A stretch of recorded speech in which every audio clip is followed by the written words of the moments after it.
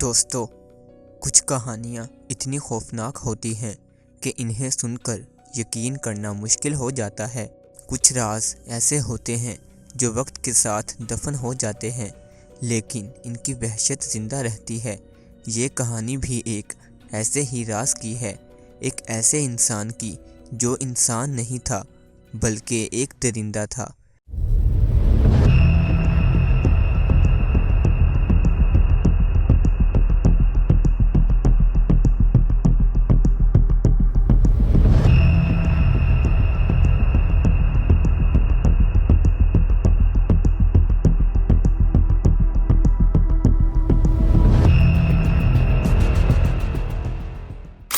یہ کہانی ہے سائبیریا کے آدم خور الیگزینڈر سپیسیسو کی، جس کا ذکر آج بھی سننے والوں کو خوف میں ڈال دیتا ہے۔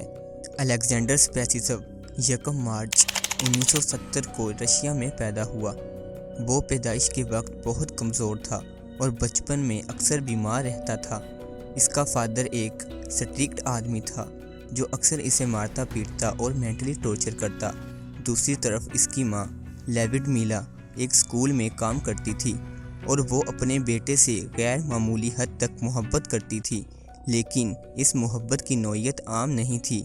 کہا جاتا ہے کہ لیوڈمیلا بچپن سے ہی الیگزینڈر کو مجرموں کی تصاویر اور قتل کے کیسز دکھاتی تھی۔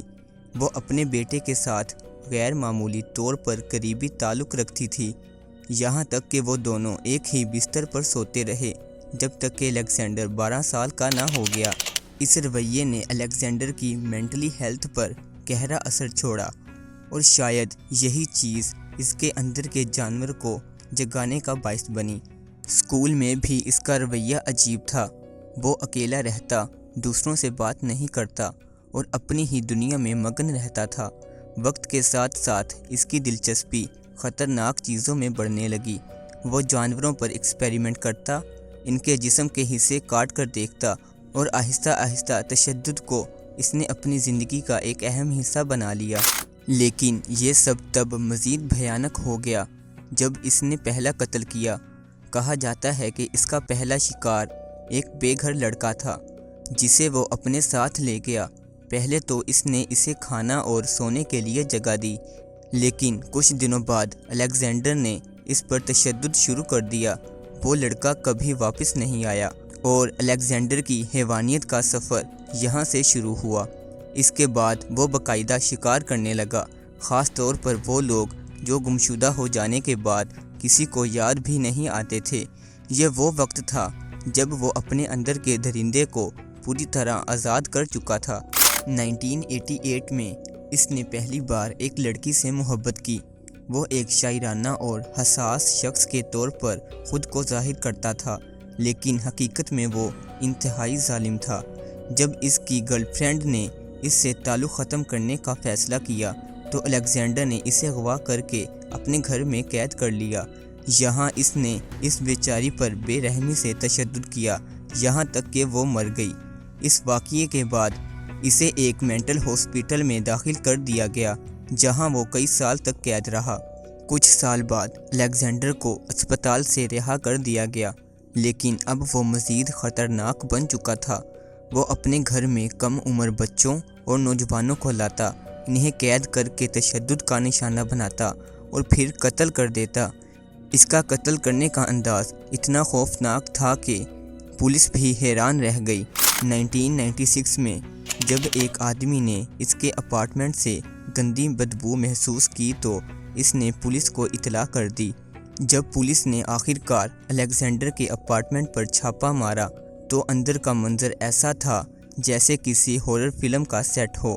کچن میں موجود ہڈیاں، فریج میں رکھا انسانی گوشت اور کھانے کی پلیٹیں جن میں جو کچھ تھا وہ بتایا نہیں جا سکتا۔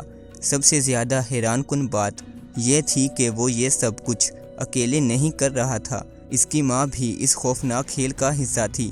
کیا واقعی ایک ماں اپنے بیٹے کے ساتھ مل کر ایسا خوفناک جرم کر سکتی ہے؟ پولیس کی تفتیش سے یہ انکشاف ہوا کہ الیگزینڈر کی ماں نہ صرف اس سب کے بارے میں جانتی تھی بلکہ وہ خود بھی انسانی گوشت کھانے کی عادی ہو چکی تھی۔ دونوں ماں بیٹا مل کر اپنے شکار کے گوشت سے عجیب و غریب کھانے تیار کرتے اور پھر اسے بڑے شوق سے کھاتے تھے۔ لیکن قسمت ہمیشہ ساتھ نہیں دیتی۔ الیگزینڈر کی ایک غلطی نے اسے پکڑوا دیا۔ پولیس نے جب اس کے اپارٹمنٹ پر چھاپا مارا تو وہاں سے ایسے ثبوت ملے جنہوں نے سب کو حیران کر کے رکھ دیا۔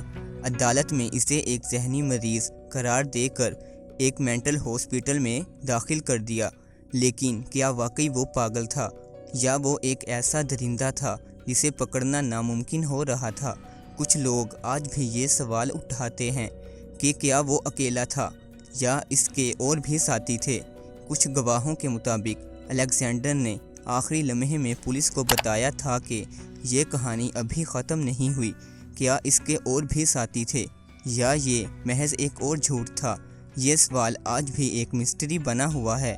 یہ کہانی ہمیں یہ سکھاتی ہے کہ کس طرح بچپن کی تربیت اور والدین کا رویہ کسی شخص کو درندہ بنا سکتا ہے۔ الیگزینڈر کا معاملہ ایک خوفناک مثال ہے کہ اگر مینٹلی ڈسیبل مریضوں کا بروقت علاج نہ کیا جائے تو یہ کس قدر خطرناک ہو سکتے ہیں۔ اگر آپ کو یہ ویڈیو پسند آئی ہو تو اسے لائک اور شیئر ضرور کریں اور کمنٹس میں ہمیں بتائیں کہ آپ اس بارے میں کیا سوچتے ہیں۔ مزید ایسی سنسنی خیز کہانیوں کے لیے ہمارے چینل کو سبسکرائب کریں۔ ملتے ہیں اگلی ویڈیو میں، تب تک کے لیے اللہ حافظ۔